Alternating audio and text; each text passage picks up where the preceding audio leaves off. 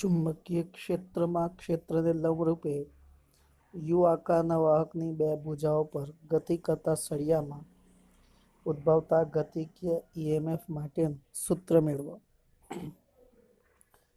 જો કોઈ ગતિને કારણે ગુંચળા સાથે સંકળાયેલ ફ્લક્સમાં ફેરફાર કરવાથી ઈએમએફ ઉત્પન્ન થાય તો તેને ગતિકીય ઈએમએફ કહે છે.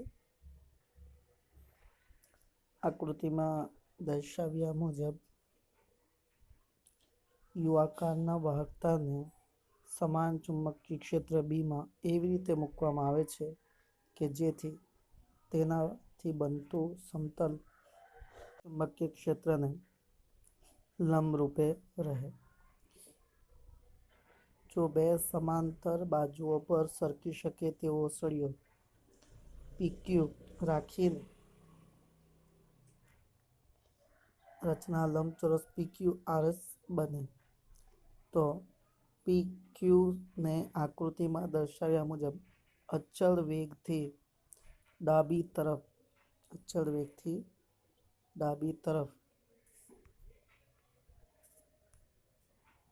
ગતિ કરવામાં આવે તો ત્યારે ઘર્ષણને કારણે ઉર્જાનો કોઈ વ્યય થતો નથી. આ PQRS એક બંધ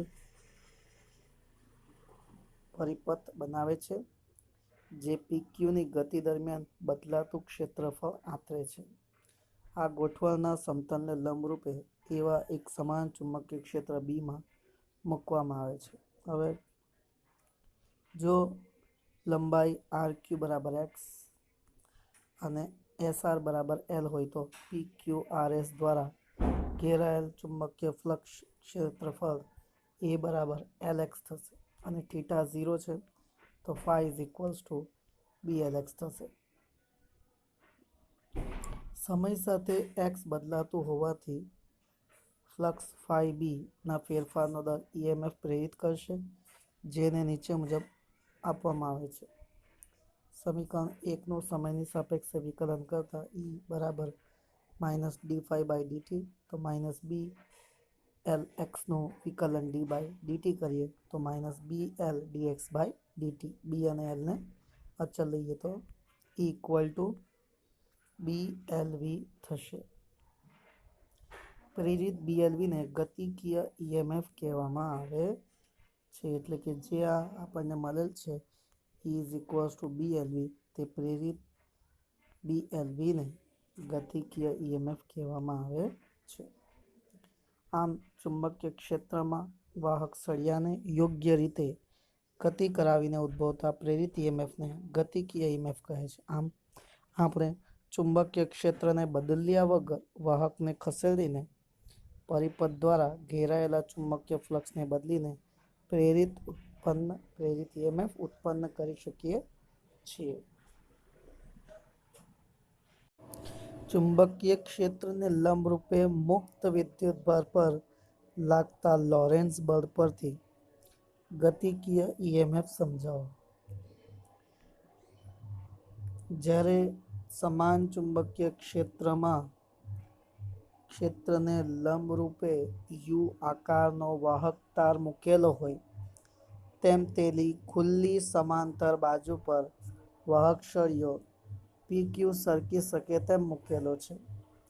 આકૃતિમાં આપણે જોઈ શકીએ છીએ કે PQ સળિયાને યુ આકારની એક વાહક લૂપની ઉપર મૂકવામાં આવેલ છે. જ્યારે સળિયો v વેગથી જમણી તરફ ગતિ કરે ત્યારે તેમાં રહેલા વિદ્યુતભારો પણ v વેગથી જમણી તરફ ગતિ કરે છે. આપણે અહીંયા સળિયાને ગતિ કરાવીએ છીએ. ચુંબકીય ક્ષેત્ર બીમાં v વેગથી ગતિ કરતા વિદ્યુતભાર પર લાગતું લોરેન્ટ્ઝ બળ શું થશે? આપણે આગળ જોઈ આવ્યા છે F = Q × સદિશ E વત્તા V ક્રોસ સદિશ B. જો સદિશ E એટલે કે વિદ્યુત ક્ષેત્ર 0 હોય તો F = Q × V cross B લાગે તો F = BQV sin θ. અહીં લંબરૂપે હોવાથી sin 90 is 1. સો BQV સમીકરણ 1 થશે. સળિયામાંના વિદ્યુતભારો પૈકી ઇલેક્ટ્રોન ગતિ કરે છે અને તેના પર લાગતા લોરેન્સ બળ F ઇઝ ઇક્વલ્સ ટુ બી ક્યુ વીના લીધે ક્યુથી પી તરફ ઇલેક્ટ્રોન ગતિ કરે છે અને પી છેડે એકતા થાય છે. તેથી તે ઋણ વિધ્રુવ તરફ કે અને ક્યુ છેડા આગળથી ઇલેક્ટ્રોન ગુમાવીને તે છેડો ધન ધ્રુવ તરીકે વર્તે છે. વિદ્યુતભાર ક્યુથી પી સુધી સ્થાનાંતર કરવા માટે થતું કાર્ય W is equals two F into L. F કેટલો છે આપણો? બી ક્યુ વી જેટલો ઇન્ટુ એલ, તો બી ક્યુ વી એલ થશે. હવે આપણે શોધવું છે કાર્ય. કાર્ય કઈ રીતે મળશે? તો એકમ વિદ્યુતભાર દીઠ કાર્ય, તો એનો ઈએમએફ કહેવાય. તો E is equals to W by Q, B Q V L upon Q. જો આપણે ક્યુ કેન્સલ કરીએ તો E બરાબર બી વી એલ, જે ગતિકીય ઈએમએફ ધરાવે છે. તો આ રહ્યું આપણી પાસે માંગેલ સૂત્ર કે જે ઈએમએફ માટે ગતિકીય ઈએમએફનો સૂત્ર EB is equals to B V L આપે છે.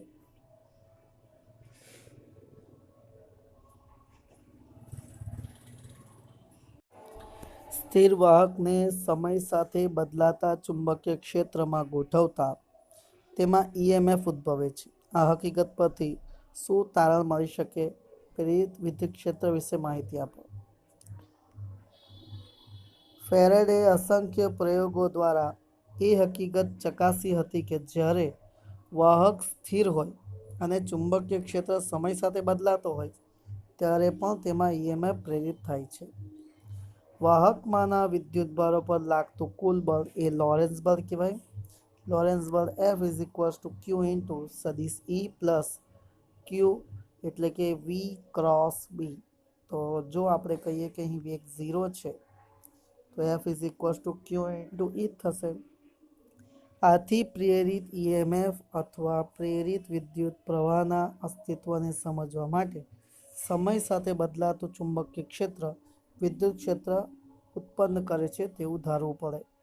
સ્થિર વિદ્યુતભારથી ઉદ્ભવતા વિદ્યુત ક્ષેત્ર અને સમય સાથે બદલાતા જતા ચુંબકીય ક્ષેત્રો દ્વારા ઉદ્ભવતા વિદ્યુત ક્ષેત્રને અલગ અલગ ગુણધર્મો છે.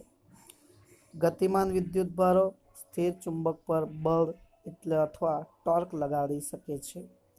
આનાથી ઉલટું બી વિચારી શકાય કે ગતિમાન ગજ્યો ચુંબક સ્થિર વિદ્યુતભાર પર બળ લગાડી શકે છે. ઉદાહરણ 1. પ્રયોગની આકૃતિને ધ્યાન પર લો. આકૃતિમાં ગેલ્વેનોમીટર મોટું કોણાવર્તન મેળવવા માટે તમે શું કરશો? બીજું, ગેલ્વેનોમીટરની ગેરહાજરીમાં તમે પ્રેરિત વિદ્યુતપ્રવાહની હાજરી કેવી રીતે દર્શાવશો? આ બંનેના જવાબો આપણી પાસે છે જ.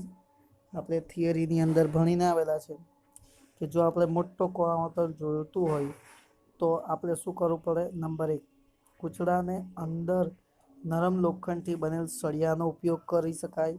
કૂચડાને શક્તિશાળી બેટરી સાથે જોડીને કરી શકાય અથવા કૂચડા C1 તરફ ઝડપથી ખસેડો. અને કોણાવર્તન મેળવવા માટે તો જાણવા માટે કે અંદર પ્રવાહ પ્રેરિત થયો કે નહીં થયો તે માટે ગેલ્વેનોમીટર જોડી શકાય. ગેલ્વેનોમીટરને બદલે નાની ટોર્ચ બેટરીમાં હોય તેવો એક નાનો બલ્બ જોડો, એટલે કે બેટરીમાં પેલો બલ્બ આવે ને નાનો મસ્તો, તેનો ઉપયોગ કરીએ તો બી બે ગૂંચડા વચ્ચેની સાપેક્ષ ગતિ દરમિયાન બલ્બને પ્રકાશિત કરશે. આમ પ્રેરિત વિદ્યુત પ્રવાહની હાજરી દર્શાવશે. કેમ કે આપણને અહીંયા જે વોલ્ટેજ મળે છે તે ખૂબ નાનું હોય છે, એટલે નાના વોલ્ટેજને પારખવા માટે આપણે કોઈક નાનો બલ્બ જ યુઝ કરવો પડે. એના કરતાં બી આપણે જો એલઈડી યુઝ કરીએ તો વધારે રિઝલ્ટ આપણને મળી શકે.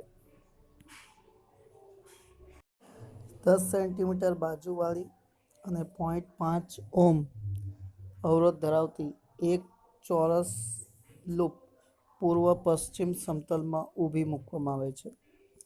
તો એક લૂપ લઈ લઈએ. એ લૂપને આપણે પૂર્વ પશ્ચિમ દિશામાં, હવે એ લૂપ ચોરસ છે એટલે પૂર્વ પશ્ચિમ સમજો કે ઉત્તર દક્ષિણ સમજો સરખી થશે. તો આ લૂપ જે છે કે જેની લંબાઈ પહોળાઈ 10 સેન્ટીમીટર છે તેને આપણે અહીંયા મૂકેલ છે. હવે આ 10 સેન્ટીમીટર લૂપનું જે ડાયરેક્શન આપણને વાત કરેલી છે તે ડાયરેક્શન જો આપણે જોઈએ તો તે કઈ દિશામાં છે? પૂર્વથી પશ્ચિમ દિશામાં. એટલે એનો આમ વિચારી લઈએ, પૂર્વથી પશ્ચિમ દિશામાં એનો ક્ષેત્રફળનો સદિશ એટલે પૂર્વ પશ્ચિમ દિશામાં મૂકેલ છે. હવે 0.10 ટેસ્લાનું એક સમાન ચુંબકીય ક્ષેત્ર સમતલ પર ઉત્તરથી પૂર્વ દિશામાં ઉત્તર દિશાથી પૂર્વ તરફ, એટલે આપણે એને આમ લઈ શકીએ ચુંબકીય ક્ષેત્રને. તો એ ચુંબકીય ક્ષેત્ર જે છે આ ડાયરેક્શનમાં હોય. હવે આ બંને વચ્ચેનો જે ખૂણો બનશે તે આપણે જોઈ શકીએ કે લગભગ 45નો જેવો બનશે. બરાબર, જો આપણે એનો ખૂણો લઈએ તો જોઈ શકીએ કે બંને વચ્ચેનો ખૂણો જે છે તે 45નો બને છે. હવે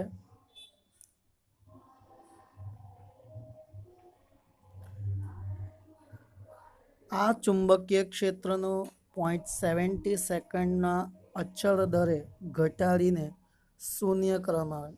એટલે પહેલે જો એનો ફ્લક્સ φ1 બરાબર φ કહું તો પછી એનો ફ્લક્સ ઘટીને φ2 જે છે તે 0 થાય.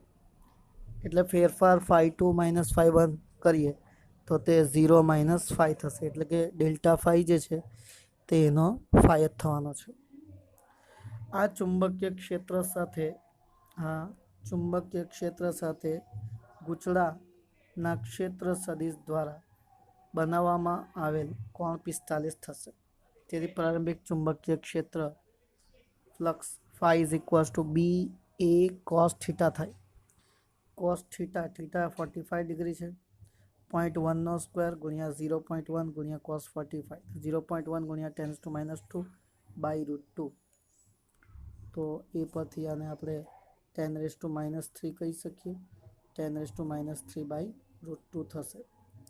અને અંતિમ ફ્લક્સ જે છે ફ્લક્સ φ મિનિમમ તે 0 થશે. તો 0.70 સેકન્ડ માટે શોધવાનું છે. ફેરાડેના નિયમ પ્રમાણે E - dφ/dt.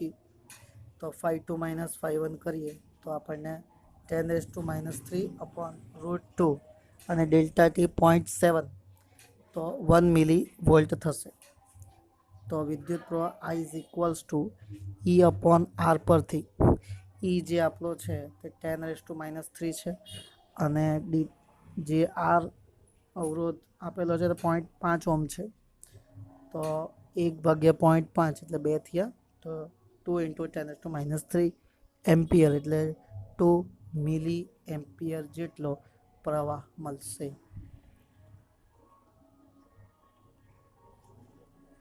નોંધી લો.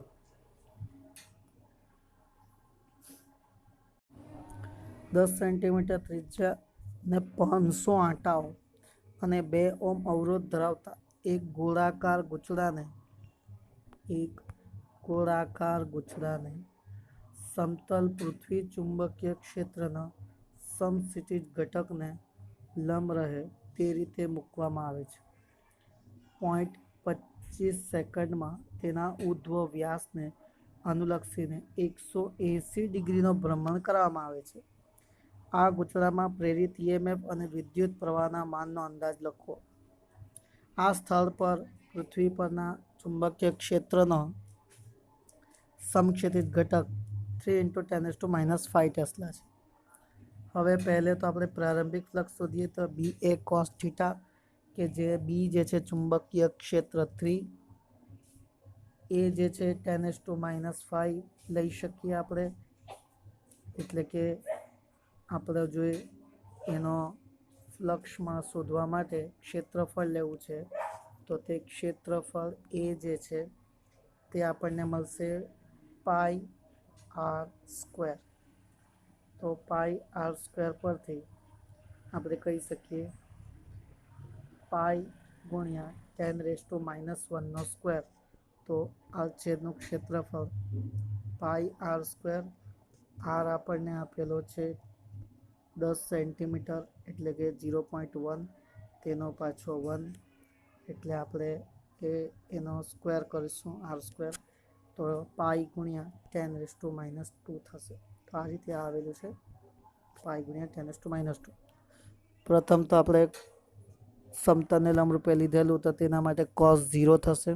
cos 0 is 1, તો 3 પાઈ × 10⁻7 વેબર થશે. હવે ભ્રમણ આપીએ છીએ 180 ડિગ્રી, તો 3 × 10⁻5 ગુણ્યા પાઈ ગુણ્યા 10⁻2 cos 180, તો માઇનસ cos 180 એટલે -1 થાય, તો આ -1 આની સાથે મલ્ટીપ્લાય થશે, -3 પાઈ × 10⁻7 વેબર. હવે આપણે પહેલે તો ડેલ્ટા ફાઈની વાત કરીએ. ડેલ્ટા ફાઈ એટલે 5 - 5 કેટલો થશે? બરાબર, તો -3 પાઈ ગુણ્યા 10⁻7 અને -3 પાઈ × 10⁻7, તો 2 વખત આવ્યું એટલે -6 પાઈ × 10⁻7 થશે.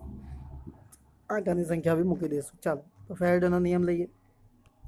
ફેરાડેનો નિયમ E = -n dφ/dt. તો -n 5 - 5 પરથી n ની કિંમત 500 અને 5 - 5 એટલે 6 પાઈ × 10⁻7 ભાગ્યા 0.25, તો 3.8 ગુણ્યા 10⁻3 વોલ્ટ. એ આપણને મળી ગયેલ છે. અવરોધ આરનું મૂલ્ય આપણને આપેલ છે, તો એ પરથી I = E/R પરથી 3.8 × 10⁻3/2 એટલે 1.9 મિલી એમ્પિયર જેટલો પ્રવાહ આપણને અહીં મળશે.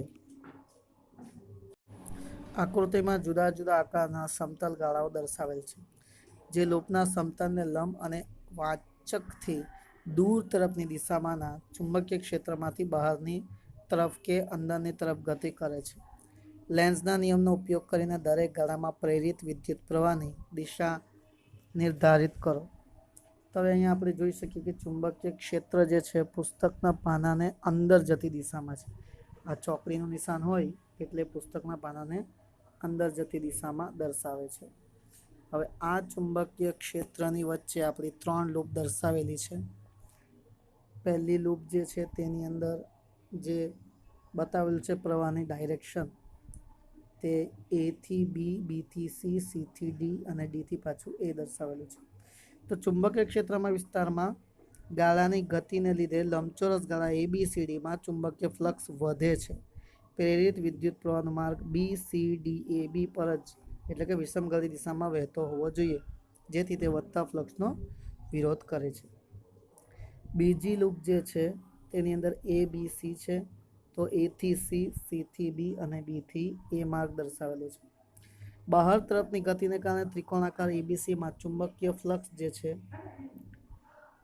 ઘટે છે, જેના કારણે પ્રેરિત વિદ્યુત પ્રવાહ BACB સમગતિ દિશામાં હશે, જેથી ફ્લક્સમાં વિરોધ કરી શકે. ત્રીજો, ચુંબકીય ક્ષેત્રના વિસ્તારમાં અનિયમિત આકારના ગાળા ABCDની ગતિને કારણે ચુંબકીય ફ્લક્સ ઘટે છે. પ્રેરિત વિદ્યુત પ્રવાહ CDABC સમગતિ દિશામાં વહે, જેથી ફ્લક્સમાં ફેરફારનો વિરોધ કરી શકે છે. સ્વાધ્યાયનો દાખલા નંબર 1. નીચેના આકૃતિઓ A થી F સુધીમાં વર્ણવેલ પરિસ્થિતિઓમાં પ્રેરિત વિદ્યુત પ્રવાહની દિશા જણાવો. એટલે કે અહીંયા આપણને આકૃતિઓમાં ચુંબક ખસે છે કે ગૂંચળું ખસે છે તે પરથી આપણે કહેવાનું છે કે પ્રેરિત પ્રવાહની દિશા કઈ છે. તો પહેલી આકૃતિને આપણે કોન્સન્ટ્રેટ કરીએ.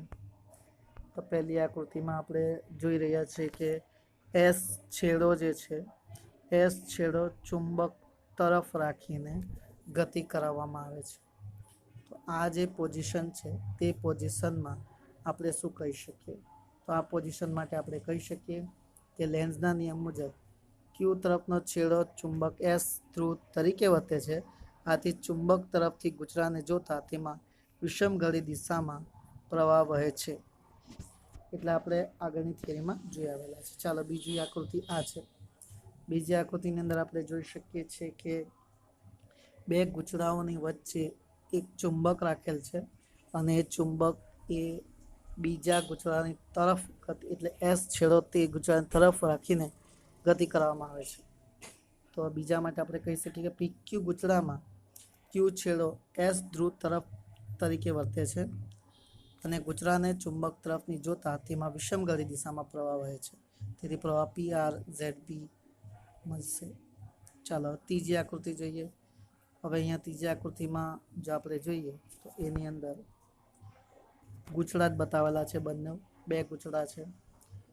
એક ગૂંચળાની અંદર જે પ્રવાહ વહે છે, દાબ કળ હમણાં જ બંધ કરી, એટલે કે આપણે અહીં કળનો ઉપયોગ કરીએ છીએ અને કળને આપણે બંધ ચાલુ કરી રહ્યા છીએ. તો આવી પોઝિશનમાં કે જે આપણે ટેપિંગ કીનો ઉપયોગ કરીએ છીએ, તો લેન્સના નિયમ અનુસાર YZ/XYની દિશામાં પ્રવાહ વહેશે, એટલે વિષમઘડી દિશામાં. ચોથી આકૃતિ જે છે તેની અંદર રિયોસ્ટેટ વાપરેલો છે અને એની ગોઠવણી બદલે છે, મતલબ રિયોસ્ટેટને ખસેડવામાં આવે. રિયોસ્ટેટ એક એવું સાધન છે, તમને ખબર હોય તો, કે એની અંદર આ પ્રકારેનું હોય છે સ્ટેન્ડ. એની અંદર 3 ધ્રુવો હોય, એક ઉપર હોય ને 2 નીચે હોય છે, જેને અગ્ર કહેવામાં એનાથી જોડાણ કરવામાં આવે. ખાસ કરીને રિયોસ્ટેટનો ઉપરનો છેડો અને આ તરફનો છેડો યુઝ કરવામાં આવે. આ ખાલી કોઈ એક પ્રેક્ટિકલમાં જ યુઝ કરવામાં આવે છે. હવે એના ઉપર આવો એક ખસી શકે તેવું પદાર્થ મૂકેલો હોય, એને તમારે ખસેડવાનું હોય. જો આપણે એને આ તરફની દિશામાં ખસેડીએ કે પછી તે તરફથી આ તરફ બી ખસેડી શકીએ, એ રીતે આપણે એની અંદર અવરોધમાં ફેરફાર કરી શકીએ છીએ. તો આ રિયોસ્ટેટનો ઉપયોગ અહીંયા કરેલ છે. તો હવે રિયોસ્ટેટનો ઉપયોગ કરીએ તો ત્યારે પ્રેરિત પ્રવાહ લેન્સના નિયમ અનુસાર ZY/X દિશામાં વહે છે. ચાલો, અહીંયા 2 સોલેનોઇડ છે. હવે એકની અંદર દાબ કળ એટલે કે ટેપિંગ કીનો ઉપયોગ કરેલો છે. તો ત્યારે તેવી કન્ડિશનમાં પ્રેરિત પ્રવાહ લેન્સના નિયમ અનુસાર XR/Y/X દિશામાં વહે છે. X જોઈ શકીએ, RY/X દિશામાં વહે છે. અને છેલ્લી આકૃતિ છે તેમાં વિદ્યુત પ્રવાહ પસાર કરેલો છે અને ગૂંચળું જે છે તેની આજુબાજુ વીંટળાયેલું છે. તો ત્યારે તેવી કન્ડિશનમાં આપણે કહી શકીએ કે ચુંબકીય ક્ષેત્ર રેખાઓ ગૂંચળાના સમતલને સમાંતર હોવાથી ગૂંચળા સાથે કોઈ ફ્લક્સ ઉદ્ભવતું નથી, આથી પ્રેરિત પ્રવાહ ઉત્પન્ન થતો નથી. આકૃતિ દ્વારા વર્ણવેલ પરિસ્થિતિઓમાં પ્રેરિત વિદ્યુત પ્રવાહની દિશા નક્કી કરવા માટે લેન્સના નિયમનો ઉપયોગ કરો. એક અનિયમિત આકારનો તાર ગોળાકારમાં ફેરવાય છે. તમે જોઈ શકો છો આકૃતિ એની અંદર એક તાર છે કે જેની આકાર અનિયમિત છે, એ ગોળાકારમાં ફેરવાય છે. નંબર 2, એક ગોળાકાર ગાળો એક પાતળા સીધા તારમાં વિરૂપિત થાય છે. અને પછી એ જે ગોળાકાર કાંચ એટલે કે અનિયમિત આકારનું જે તાર હતું, બરાબર છે, તે અનિયમિતનું તાર જે છે તે વર્તુળાકાર થઈ જાય છે. એક પરિસ્થિતિ એવી આપેલ છે આપણને અહીં. અને બીજી પરિસ્થિતિ કેવી આપેલ છે કે ગોળાકાર તાર છે, તે ગોળાકાર તાર પછી આપણે સ્ટ્રેટ સળિયામાં પરિણમે છે. તો આ 2 પરિસ્થિતિમાં આપણે કહેવાનું છે. પહેલી પરિસ્થિતિ એટલે કે જ્યારે અનિયમિત આકારનું ગૂંચળું વર્તુળાકાર ગૂંચળામાં ફેરવાશે ત્યારે તેનું ક્ષેત્રફળ વધતા તેની સાથે સંકળાયેલ ફ્લક્સ વધશે. આથી પ્રેરિત પ્રવાહ લેન્સના નિયમ અનુસાર પૃષ્ઠમાં દાખલ થતો ફ્લક્સ ઘટે તે રીતે ઉદ્ભવે છે. અર્થાત પ્રેરિત પ્રવાહ વડે ઉદ્ભવતું ફ્લક્સ પૃષ્ઠમાંથી બહાર આવતી દિશામાં હોય છે. તેથી પ્રેરિત પ્રવાહ ADCBADC માર્ગે વહે છે, વિષમઘડી દિશામાં. હવે બીજી આકૃતિ છે તેમાં વર્તુળાકાર છે. જ્યારે વર્તુળાકાર ગૂંચળાનો સીધો તારમાં વિરૂપિત થાય ત્યારે ગૂંચળાનું ક્ષેત્રફળ ઘટે છે, અર્થાત ગૂંચળા સાથે સંકળાયેલ બહાર આવતું ફ્લક્સ ઘટે છે. આથી પ્રેરિત પ્રવાહ પૃષ્ઠમાંથી ચુંબકીય ફ્લક્સ બહાર આવે તે રીતે ઉત્પન્ન થાય અને તે ABCDA માર્ગે વહેશે સમઘડી દિશામાં. બધા માત્ર જાણકારી માટે છે. આપણા સ્વાધ્યાયનો ત્રીજો પ્રશ્ન, 15 આંટાઓ પ્રતિ સેન્ટીમીટર વાળા એક લાંબા સોલેનોઇડમાં, એટલે આ શું કહેવા માંગે છે કે 1 સેન્ટીમીટર હોય તો એ 1 સેન્ટીમીટર આપણે બતાવીએ છીએ મેગ્નિફાઈંગ સમજે, એની અંદર 15 આંટા આવી જાય છે તેવો એક સોલેનોઇડ છે. આ લાંબા સોલેનોઇડમાં તેની અક્ષને સમાંતર સોલેનોઇડની અંદર 2 સેન્ટીમીટર સ્ક્વેર ક્ષેત્રફળ ધરાવતો એક નાનો ગોળો મૂકેલ છે. એની અંદર આપણે એક નાનો ગોળો મૂકેલ છે.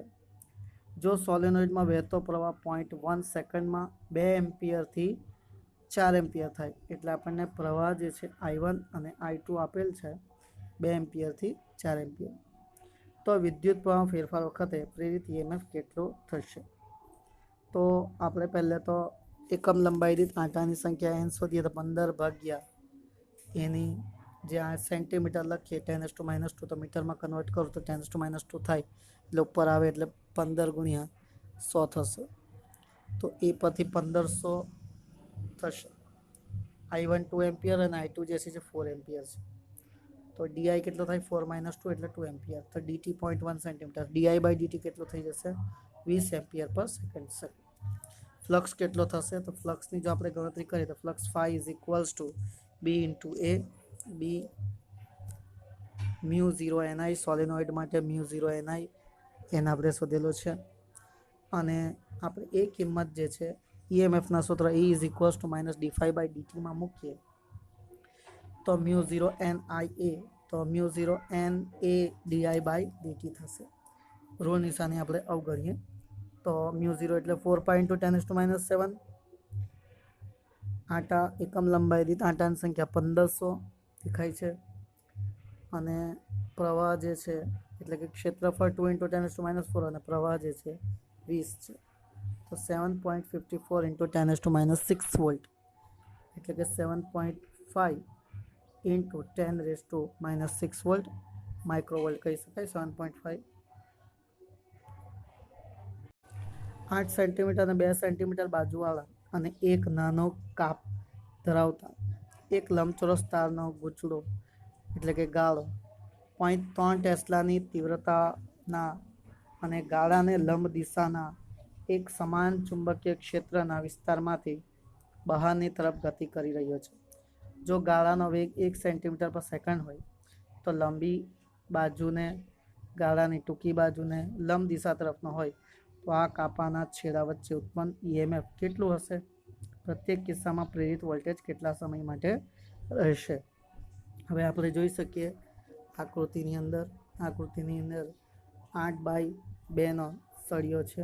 એટલે કે હવે એને આપણે 8/2ના બાજુવાળા અને એની વચ્ચે એક નાનો કાપ બી મૂકેલો છે. એ બી આપણે જોઈ શકીએ. અહીંયા એક કાપ મૂકેલો છે બંને સળિયામાં ધરાવતા એક લંબચોરસ તારનો ગાળો 0.3 ટેસ્લાની તીવ્રતાના અને ગાળાને લંબ દિશાના એક સમાન ચુંબકીય ક્ષેત્રમાં, સમાન ચુંબકીય ક્ષેત્ર બધો સમાન ચુંબકીય ક્ષેત્ર છે અને અંદર જતી દિશામાં છે. તો લાંબી બાજુને અને ગાળાની ટૂંકી બાજુને, લાંબી બાજુને એટલે 8 સેન્ટીમીટર અને ટૂંકી બાજુને એટલે 2 સેન્ટીમીટર વાત કરી શકાય. તો પહેલે તો આપણે એનું ક્ષેત્રફળ શોધી કાઢીએ. ક્ષેત્રફળ L લંબાઈ ગુણ્યા પહોળાઈ L × B 8 × 2 બંને માટે 10⁻⁴ થશે. તો 16 × 10⁻⁴ મીટર સ્ક્વેર થવાનું. હવે આપણે પહેલે મોટી બાજુની વાત કરીએ તો તે માટે EMF શોધી. EMF = BVL થાય. B આપણને આપેલો છે 0.3 ટેસ્લા અને V જે છે 10⁻² અને L આપણે લખેલું છે તે પ્રમાણે લખીએ તો એક બાજુ માટે 8 × 10⁻² લખાશે. તો 2.4 × 10⁻⁴ વોલ્ટ એટલે 0.24 મિલીવોલ્ટ થાય. જ્યાં સુધી નીચેની નાની બાજુ ચુંબકીય ક્ષેત્રમાંથી બહાર ન નીકળે ત્યાં સુધી EMF ઉત્પન્ન થશે. T બરાબર નાની બાજુની લંબાઈ ભાગ્યા વેગ. તો 2 × 10⁻² ભાગ્યા 10⁻². તો 2 સેકન્ડ સુધી રહેશે. હવે નાની બાજુ એટલે કે 2 સેન્ટીમીટરની વાત કરીએ તો એના માટે E = BVLLની જગ્યાએ સ્મોલ b, B 0.3, V 10⁻² અને B જે છે 2 સેન્ટીમીટર એટલે 2 × 10⁻². તો 0.6 × 10⁻⁴ 0.06 મિલીવોલ્ટ થાય. તો સમય T બરાબર મોટી બાજુની લંબાઈ એટલે કે આપણી જે બાજુ છે તે મોટી બાજુની લંબાઈ ભાગ્યા વેગ, કેમ કે એણે એટલું અંતર કાપવું છે બરાબર ને, અંતર ભાગ્યા સમય. તો સમય પરથી અંતર ભાગ્યા વેગ. અંતર કેટલું કાપવાનું છે એને? 2 સેન્ટીમીટરની છે તો એને 8 સેન્ટીમીટરનું અંતર કાપવાનું, કેમ કે લૂપ આમ છે તો એ 2 સેન્ટીમીટરની છે તો તેને અંતર કેટલું કાપવાનું? 8 સેન્ટીમીટર અંતર કાપવાનું. એટલે તે 8 × 10⁻². છેદમાં વેગ કેટલો છે એનો? 10⁻². મીટર પર સેકન્ડ। તો જવાબ કેટલો આવશે? 8 સેકન્ડ સુધી રહેશે।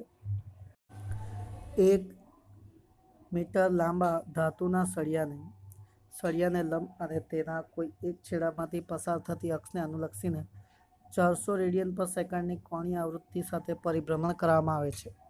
આ સળિયાનો બીજો છેડો એક વર્તુળાકાર ધાતુની રિંગ સાથે સંપર્કમાં છે। અક્ષને સમાંતર 0.5 ટેસ્લાનું અચળ અને એક સમાન ચુંબકીય ક્ષેત્ર દરેક સ્થળે અસ્તિત્વ ધરાવે છે। આ કેન્દ્ર અને આ રિંગ વચ્ચે ઉત્પન્ન થતો ઈએમએફની સરખામણી કરો। હવે આપણી લંબાઈ જે છે સળિયાની તે 1 મીટર છે। ઓમેગા આપણને આપેલો છે 400 રેડિયન પર સેકન્ડ। ચુંબકીય ક્ષેત્રની તીવ્રતા 0.5 ટેસ્લા અને V1 એક છેડાથી ઝડપ એટલે પ્રારંભિક ઝડપ 0 અને V2 જે છે અંતિમ ઝડપ તે V is equals two R omega પરથી આરની જગ્યાએ L લઈએ તો L ઇન્ટુ ઓમેગા થશે। તો સળિયાની સરેરાશ ઝડપ કેટલી? સળિયાની સરેરાશ ઝડપ બરાબર પ્રારંભિક વત્તા અંતિમ ભાગ્યા 2 તો V1 વત્તા V2 બાય 2। તો આપણે એની કિંમત લખીએ તો 0 વત્તા ઓમેગા L બાય 2 તો ઓમેગા L બાય 2। તો EMF E equal to B V L પરથી વીની કિંમત મૂકીએ ઓમેગા ઇન્ટુ એલ તો બી વી એલની જગ્યાએ બી ઓમેગા ઇન્ટુ એલ સ્ક્વેર તો 1/2 ગુણ્યા 0.5। ચુંબકીય ક્ષેત્રની તીવ્રતાનું મૂલ્ય 0.5 છે, ઓમેગા 400 છે અને એલ જે છે તે 1 છે। તો 100 વોલ્ટનું EMF પ્રેરિત થશે। એક સ્થિર રાખેલ બે કાયમી ચુંબકના ઉત્તર અને દક્ષિણ ધ્રુવ વચ્ચેના ચુંબકીય ક્ષેત્રમાં એક બંધ ગાળાને સ્થિર રાખેલ છે। આપણે ખૂબ જ શક્તિશાળી ચુંબકનો ઉપયોગ કરીને આ ગાળામાં વિદ્યુત પ્રવાહ ઉત્પન્ન કરવાની આશા રાખી શકીએ। ચલો પહેલા સવાલનો જવાબ પહેલા આપી દઈએ। આપણે આના માટે કે આવા ચુંબકીય ક્ષેત્ર માટે કે જેની અંદર સ્થિર કાયમી ચુંબકના ઉત્તર અને દક્ષિણ ધ્રુવો વચ્ચેના ચુંબકીય ક્ષેત્રમાં એક બધું મતલબ સ્થિર છે, ચુંબકના ગાળાઓ બી સ્થિર છે, વચ્ચે જે લૂપ રાખેલ છે તે બી સ્થિર છે, બધું સ્થિર જ છે। તો આમાં વિદ્યુત પ્રવાહ ઉત્પન્ન થઈ શકે ના, કેમ કે આમાં ફ્લક્સનો ફેરફાર નથી તો EMF આવવાનું નથી। બીજું, એક બંધ ગાળો એક મોટા કેપેસિટરની તકતીઓ વચ્ચે અચળ વિદ્યુત ક્ષેત્રને લંબ ગતિ કરે છે। શું આ ગાળામાં નંબર 1 જ્યારે તે સંપૂર્ણ રીતે કેપેસિટર પ્લેટની વચ્ચે હોય ત્યારે અને જ્યારે તે આંશિક રીતે કેપેસિટરની પ્લેટની બહાર હોય ત્યારે વિદ્યુત પ્રેરિત થશે। આ વિદ્યુત ક્ષેત્ર ગાળાના સમતલને લંબ છે। કોઈપણ કિસ્સામાં પ્રવાહ પ્રેરિત થવાનો નથી। વિદ્યુત ફ્લક્સના ફેરફારથી જ વિદ્યુત પ્રવાહ પ્રેરિત કરી શકાય છે। એટલે કે અહીંયા વિદ્યુત ફ્લક્સના ફેરફારથી વિદ્યુત પ્રવાહ પ્રેરિત કરી શકાતો નથી, કેમ કે ફેરફાર જ નથી તો પ્રેરિત કેવી રીતે થવાનો? સી, એક લંબચોરસ ગાળો અને એક ગોળાકાર ગાળો એક સમાન ચુંબકીય ક્ષેત્રમાં વિસ્તારમાંથી બહારની તરફ એક ક્ષેત્ર મુક્ત વિસ્તાર તરફ અચળ વેગ v સાથે ગતિ કરે છે। ક્ષેત્ર પ્રદેશની બહારની તરફના માર્ગમાં કયા ગાળામાં તમે અપેક્ષા કરી શકો કે પ્રેરિત EMF અચળ રહેશે? આ વિદ્યુત ક્ષેત્ર ગાળાના સમતલને લંબ છે। ત્રીજા માટે વાત કરીએ તો માત્ર લંબચોરસ ગાળાના કિસ્સામાં જ પ્રેરિત EMF અચળ રહેવાની ધારણા છે। ગોળાકાર ગાળાના કિસ્સામાં ક્ષેત્રની વિસ્તારમાંથી બહાર નીકળતા ગાળાના વિસ્તારમાં ફેરફારનો દર અચળ નથી, તેથી પ્રેરિત EMF ગાળાઓને અનુરૂપ બદલાશે। છેલ્લું, આકૃતિ દ્વારા દર્શાવેલ પરિસ્થિતિમાં કેપેસિટરની ધ્રુવીયતા શું કહેશો, ધન કે ઋણ? આકૃતિ અનુસાર ચુંબકોને ગતિ કરાવતા કેપેસિટર સાથેના ગૂંચળામાં સમગળી પ્રવાહ પ્રેરિત થશે, તેથી કેપેસિટરની A પ્લેટ ધન અને કેપેસિટરની B પ્લેટ ઋણ થશે। સમગળી દિશામાં ઉત્પન્ન થશે એટલે A પ્લેટ ધન અને B પ્લેટ ઋણ બનશે। જેનો એક છેડો 1 મીટર ત્રિજ્યાના ગોળાકાર ધાતુની રિંગના કેન્દ્રમાં લટકાવેલ છે અને બીજો છેડો પરિઘ પર છે, તેવા 1 મીટરની લંબાઈના ધાતુના એક ગોળાને 50 રોટેશન પર સેકન્ડ આવૃત્તિ સાથે કેન્દ્રમાંથી પસાર થતી અને રિંગના સમતલને લંબ અક્ષને અનુલક્ષીને ભ્રમણ કરાવવામાં આવે છે। તો આકૃતિ અક્ષને સમાંતર 1 ટેસ્લાનું એક અચળ અને એક સમાન ચુંબકીય ક્ષેત્ર બધે જ પ્રવર્તિત છે। આ કેન્દ્ર સાથે ધાતુની રિંગ વચ્ચેનો ઈએમએફ શોધો. હવે આકૃતિમાં આપણે જોઈએ તો ધાતુની જે રિંગ છે તેની સાથે એક સળિયો છે. જેમ સળિયો ફેરવવામાં આવે છે તેમ લોરેન્સ બળની અસર હેઠળ સળિયાના મુક્ત ઇલેક્ટ્રોન બાહ્ય છેડા તરફ ગતિ કરે છે અને રિંગ પર વિતરિત થાય છે. આ રીતે વિદ્યુતભારોના અલગ થવાના પરિણામે સળિયાના છેડા વચ્ચે ઈએમએફ પ્રેરિત થાય છે. ઈએમએફના કોઈ એક ચોક્કસ મૂલ્ય પર આનાથી વધુ ઇલેક્ટ્રોનનો પ્રવાહ નથી હોતો અને એક સ્થિર સ્થિતિ પ્રાપ્ત થાય છે. સમીકરણ એના પરથી E=BL નો ઉપયોગ કરીએ તો સળિયો ચુંબકીય ક્ષેત્રને કાટખૂણે ગતિ કરતો હોવાથી તેની લંબાઈ dr જેટલી ઉત્પન્ન થશે. આમ ઈએમએફનું મૂલ્ય નીચે મુજબ મેળવી શકાય. DE કોઈ એક સૂક્ષ્મ ખંડ માટે વાત કરીએ તો DE=BV×dr. તો જો આપણે એનું સંકલન કરીએ, કેમ કે અહીંયા જે સળિયો લીધેલ છે, તાર લીધેલ છે, તેની વાત કરીએ તો તેના માટે અહીંયા કેન્દ્ર માટે 0 થી આરના અંતરાલમાં એટલે અહીંયા પહોંચશે. તેના માટે આરના અંતરાલમાં 0 થી આરના અંતરાલમાં સંકલન લઈએ BV×dr. BV તો અચળ થઈ જશે, Vની જગ્યાએ ઓમેગા × r મૂકીએ, V=r ઓમેગા મૂકીએ તો r ઓમેગા મૂક્યું, બીને બહાર કોમન લઈ લઈએ, ઓમેગાને બહાર કોમન લઈ લઈએ તો સમીકરણનું શું થશે? સમીકરણ પરથી આપણે કહી શકીએ કે બી ઓમેગા અચળ ઇન્ટિગ્રેશન r dr થશે. એનું સંકલન કેટલું થઈ જશે? બી ઓમેગા તો એમ જ રહેશે, આનું થઈ જશે r²/2 થઈ જશે અને lower limit 0 upper limit r. તો 1/2 નહીં બહાર કાઢી લઈએ તો શું થશે? r²/2 -0²/2 ને કૌંસની બહાર 1/2 બી ઓમેગા છે. આ તો નીકળી જવાનું, તો આટલું બચ્યું. તો આના માટે શું લખી શકાય? બી ઓમેગા r²/2. તો કિંમતો મૂકીએ. બીની કિંમત 1, ઓમેગાની કિંમત 2π આ ગુણ્યા 2π r એટલે 50 અને આરની કિંમત 1 તેનો પાછો સ્ક્વેર.